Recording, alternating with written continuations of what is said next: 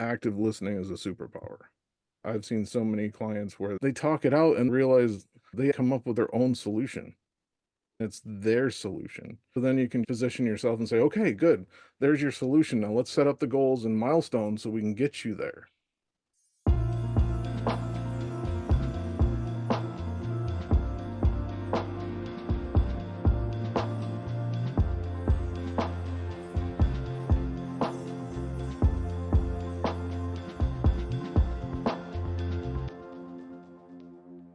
Well, hello and welcome back. It's Amanda, and this is the Amanda Kaufman Show. And we are going to continue our series on coaches that don't suck.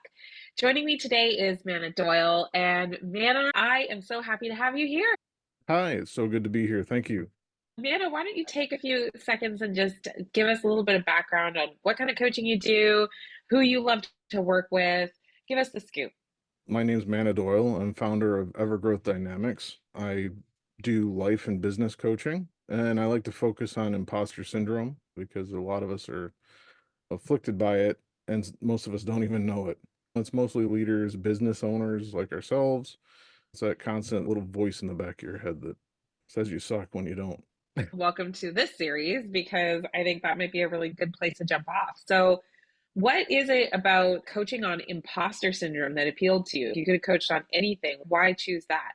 I've spent so much time in business in different industries and watching professional development videos, going through professional development courses, and it's all about improving different aspects of yourself as far as like the processes and getting more out of that process, but it doesn't really delve into that aspect when you're going to implement that process that is this really going to work? Right? Am I really good enough to get that done? Right? Am I even a good enough leader to be here? Why am I in this course to begin with? Right? So many different ways that affects a person. And that's why I want to not just help that person get better at the process. I want to help that person get better at the process of life and break out of that mold and grow. Love it. So you're really focused on personal development as well. Maybe you're starting with the fact that they're a leader. That's where they're open to starting a relationship with you, but it sounds like it's a more general personal development conversation. Yeah, it because business and life, it's like this, right? And life could be Right. Yeah, crazy, it's so then integrated. businesses get a little crazy. So it all folds in. Yeah. Well, let's talk a little bit about imposter syndromes. What would you say? Like, you've probably seen a lot of your colleagues and fellow business owners struggle with this. What would you say are your top three tips when it comes to conquering imposter syndrome? So the first one is to really get to the point of realizing that whatever those feelings are, they're not real to begin with. Some of these feelings can be adult manifestations of childhood trauma or fear. It could be something that, like, Uncle Joe might have said something offhand and they didn't know that it was going to affect you, but because you're in those formative years, you're building your world, right? From that point forward, if it was a negative or if you took it as a negative, then you're building your whole path. Now I need to avoid that. Maybe that's avoiding success. Maybe that's you know, what's it called? Self-sabotage. And you don't even realize it. And that's the sad thing. How do you see people really like show up when they're struggling with imposter syndrome? What are some of the clues that that might be what's going on? But most of the time, it starts manifesting itself just through regular conversation. What, one of the questions, what are some of the challenges that you're facing? And that generally happens right after I ask the question about, well, what are your goals? And then we rank them. And then why don't you get to your goals? And then it starts coming out, right? A little bit more vulnerable. They open themselves up to the growth process. And this is where active listening comes in. You start hearing the tone, you start hearing a little bit of a stutter. You can see it in their face that they're not proud of it. Then you start hearing about the patterns. And Amanda, I've heard you speak about this too. You don't need to keep training.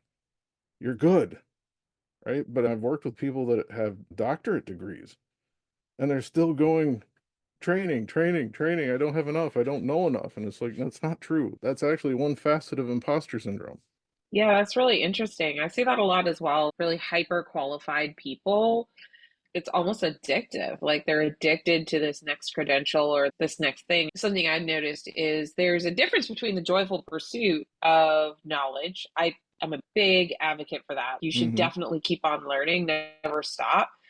But if the reason that you're learning the thing is because you're trying to finally be good enough in the eyes of somebody else, that's where I see it really causing a problem. And especially when you're building an expert business, a coaching business, certain industries or professions require a level of training. But even then, once you've got that training, you're good. Hmm. You can keep going. So when it moves into this addictive place, it's like, are you requiring yourself to have more training than is reasonable for the level of effort here? And is it really a true pursuit of knowledge anymore, or is this turning into something else? Yeah, and most of the time it becomes more of an excuse, right? You're really afraid to take the step and going in whatever direction that you're going in, but you're not dealing with that. You're replacing that with like, oh, I've got to take this next course or I've got to take this thing. It's fascinating. It really is. I call that procrastinating, right? Because it's I like love it. you're procrastinating, but you justify it because you're just like, well, it's not that I'm delaying on the core task. It's that I'm working on this other task. And it's like, yeah, but is that the task that gives the utility towards what it is you want to accomplish? Mhm. So, Manna, let's pivot a little bit. What would you say is a top strategy that you like to recommend your clients do once they discover that imposter syndrome is showing up for them? What do you recommend? So the first I recommend after the initial fear monster raises its ugly head, I immediately encourage them if they're not already journaling, let's journal. Let's get that flow out. I recommend handwriting. I had one client actually say to me, "Can I just type it into my iPad?" I said, "You've got to connect. The thought, the feeling has to flow through your arm and get onto the paper. Then it's out of you." It's always amazing to me how committed people can be to their ways. That's one that comes up a lot for me too. Journaling as a practice is super important. The first thing people usually say to me is, I hate my handwriting. I don't have any paper in my whole house. And it's like, look, you are so focused on keeping things the same way that even something so simple as writing on a piece of paper, Hmm. you put all your energy towards resisting that. How are you going to have any energy available for something like pursuing your bigger dreams? Yeah, they get so caught Yeah, up in the I can't. I can't because Yeah, and it how do you help your clients figure out how to disrupt that pattern? so for me, it really depends on how big the I can't is, you know. Okay, I come from a manufacturing background, so when you hit a problem, you ask the five whys. Ask why, right. why, and by the fifth why, it's either valid or it's an illusion, and you've built it up and created a reality there that's not there. So I mean that's the to go back to challenges about journaling, where it's like, what if I don't have anything to write? Draw a picture. I don't Right. care what you have to do before you go to bed. I want you to empty your head, right? And just get it down. If it's good stuff, that's great. Celebrate it through writing. If it's bad stuff, get it out. If it's something that you haven't solved that day, put it on the paper because generally you'll have an answer in the morning. I mean, it is really a miraculous process. I remember long before I became a coach, I had experienced some of the worst depression of my entire life. On the road to healing, my doctor at the time said, Amanda, one night a week, let's call it a Tuesday, you're in bed by 9 p.m. no matter what. That was the first thing. And that honestly felt terrifying because I was so used to working late and always being available. But the second thing she said is, you need to brain dump every Mm. night into a notebook and get it out of your head. I think that practice of getting things out of your head and onto paper in general, whether it's journaling or having a to do system or time blocking, most people are super resistant to that. Why do you think that is? I think honestly, it's a benefit and it's another trigger. Then it's Ooh, real, interesting. right? Oh, Because okay. you can't just have a squirrel moment and go, I'm not dealing with this, so I'm going to switch and distract. This is actually getting it down somewhere where you can reference it again. I can Something that's, stare if back it's at you. exact, a lot of people don't like to do what I call the deep dive. Deal with those uncomfortable things. Deal with those situations. That might lead you into a path where it's not a coaching thing that you need. It might be therapy, but it's something that needs to be dealt with because it's holding you back from being that amazing you, that Oh, gift I to the love world, that. you know. That's so good. So I've been asking people in this series, what are three things that help a coach to not suck? What would you say are three really important things for a coach to do or be or know? Like, what would you say those three things are? One thing that would benefit a coach would be to be flexible. Not every client is going to be the same, right? That is true. Some are ahead of the curve, some are behind the curve, some put the cart before the horse, and then we have to back up and do some stuff.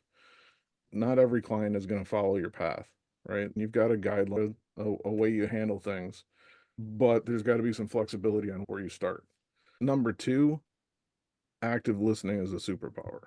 I've seen so many clients where they talk it out and realize they come up with their own solution. It's their solution. So then you can position yourself and say, okay, good. There's your solution. Now let's set up the goals and milestones so we can get you there. Right. Yeah. Um, so you go from leading to supporting. The third thing is to not be mechanic about it. Don't be a machine. Hi, I am your coach. This is the way we always do this. Bop, bop, bop, bop, bop. You know, I've been doing these podcast interviews. You're literally the third guest to say, don't be a robot. So those things where it's you're selling yourself, you're selling your personality, your empathy, your caring, your structure that you put in place for those clients. It can't be a script where it's like, I am blah blah blah. How are you today? exactly. We are not AI. I was recording a course on social media this week, and one of the things I said is we're going to use artificial intelligence to help bring the world our real intelligence, right? Ooh, that's good. Right. So, yeah. Hey, Manna, how can people follow you if they wanted to catch up with what you're working on? So I was able to get my website back up and rolling. I moved it over to a new location, so that's www.evergrowth,